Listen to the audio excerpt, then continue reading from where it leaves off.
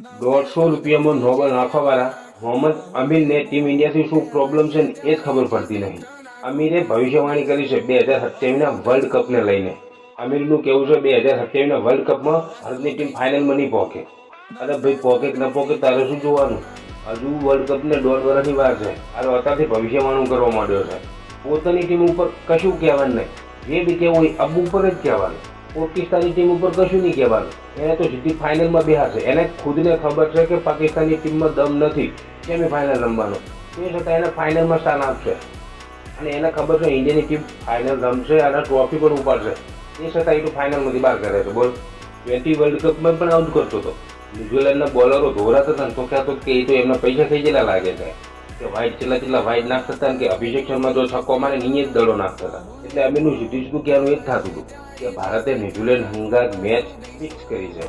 કારણ કે અભિષેક શર્માએ 18 રન મારી દીધા અને અમીરે ભવિષ્યવાણી કરી હતી કે અભિષેક શર્મા એક મેચમાં ચાલશે નહીં, ઇન્ડિયા ફાઇનલ મેચ જીતશે નહીં. એની બધી ભવિષ્યવાણી ખોટી પડી. મોટો બાબો બનીને બેઠો હતો. એના ઘરનો આપણો નહીં.